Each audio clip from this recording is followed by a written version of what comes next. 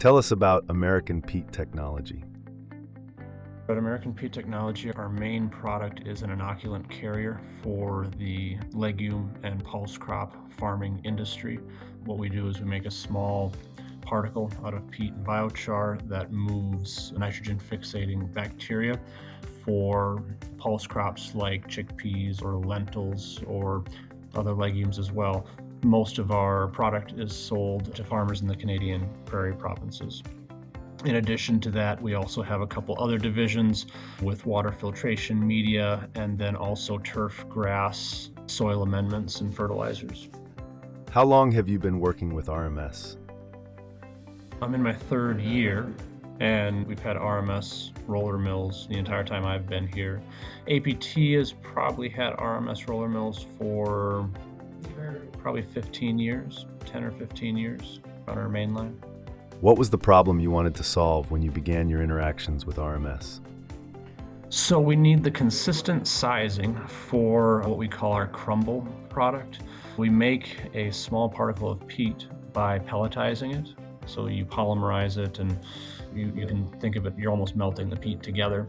But then that large pellet needs to be sized within about 1/10 of a millimeter with precision. So then it passes through the air seeders for the end user. So that large pellet, there aren't too many other ways to size that down other than a roller mill type machine. So we take that pellet and with a roller mill, we can adjust it with a pretty high level of precision and crack that pellet into a crumble of a consistent size. What other options did you explore to solve this problem / improve this process?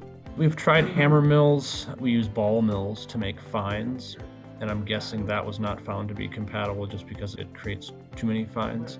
In my experience in the grain industry prior to this position, I can't think of another method that I would really use. They probably didn't try other methods for too long, if at all. They probably thought, we're gonna roll this down, and so that's what they did. I guess the unknown might have been roll diameter and corrugation size to get just the right output particle size. There might have been some question in that.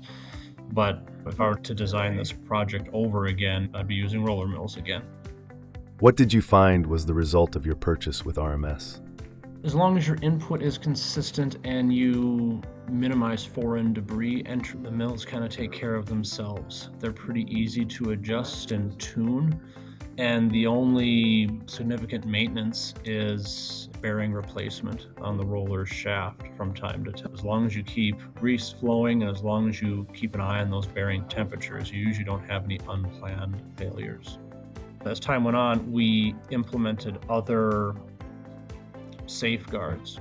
There was a time when we were just sending raw peat straight from the field into our process, so there's a lot of opportunity for rocks and nuts and bolts and everything else to come in there too. But now we have a lot of screening and filtering upstream, which is kind of eliminated. And it wasn't just roller mills that would get eaten up by that foreign debris. It's every piece of conveyance down the line can be impacted. We don't find too much on our magnets very often. If you check it during a servicing, what you're most likely going to find is metal fines from the process at large. Whenever you have rollers or bearings or a bucket elevator, anytime metal's running, it's going to shed a little bit. So what you're most likely to find is very small metal particles gathering on that magnet. We have a feeler gauge and we adjust the roll gap just with a wrench, a turn on each side until your feeler gauge is just touching across the whole roll interface. And that's worked pretty well for us. I think at initial setup, so at the beginning of the project, I think we had sales personnel out a few times, just looking at our material and feeling it out for recommending roll configuration, so your corrugation size. I think that was kind of the extent of it because we don't, on our main line, it does the same thing day after day. It's not changing. Once you got it figured out, well, as long as you don't burn through a bearing or throw a wrench into it, literally, it just kind of keeps doing its thing. We needed a little bit of advice when we bought a smaller mill for our development lab. So we bought a real little guy, and I think it's mainly designed for the brewing industry, for rolling grains. We got one of those so that we could do small scale testing as we develop new products. We had a little bit of back and forth via email for what machine and roll configuration would best simulate our production line conditions. But that was just a couple emails back and forth and a couple quotes back and forth, and then here's a credit card number. It goes pretty quick. It would have been too difficult to go with a different roller manufacturer and give them our RMS specs and say make something that is equivalent. It didn't even occur to me to go with another manufacturer just because I need that equivalency. I can't prove something in the lab and then have it fail on production scale. What kind of feedback do your employees give when using RMS equipment? There's not much to operate, you just turn it on.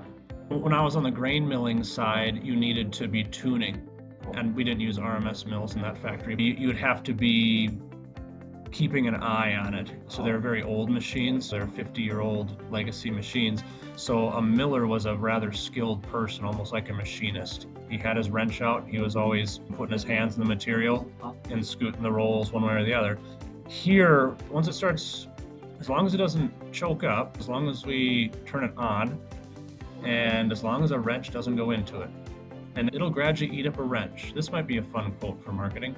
It'll eventually eat up a wrench. So if you inadvertently send a wrench down there, it'll eventually, like over the course of a couple weeks, it'll nibble it away until it goes through. Not recommended. Those rolls are then compromised. You can try to adjust for that damage, but once you realize you accidentally put a wrench through it, you need new rolls. But it didn't stop the machine, right? It eventually ate up that wrench. Normally, damage to our process would be caused by foreign material like rocks. And in this case, we might not have had magnets. This was years ago. We might not have had magnets to catch that wrench. Or it might have bypassed. The magnets might have been full. I don't know how the wrench actually, I don't know how that ferrous piece got on the rolls, but everyone knows it'll eventually go through.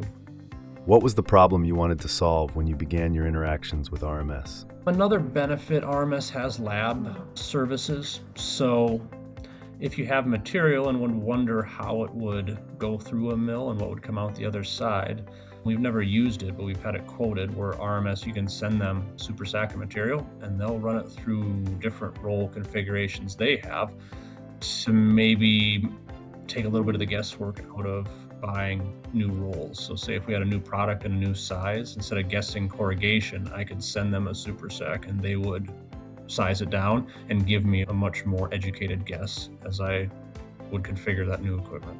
So that's kind of nice. Give it a try. One advantage to them, they're a domestic company, so they have someone in the Midwest answering the phone and email, which is really nice. Their fulfillment is pretty quick. For a big piece of machinery, you don't have to wait for it to get on the boat and cross the Pacific, right? It's right there in South Dakota, I think. There's a benefit to that, and we haven't had any machine-caused problems with it. Anytime it's failed is because we accidentally put a wrench into it or we pushed the bearing life too far. Overall, it's been a robust piece of machinery, and if I were to expand this process, I would be buying another RMS.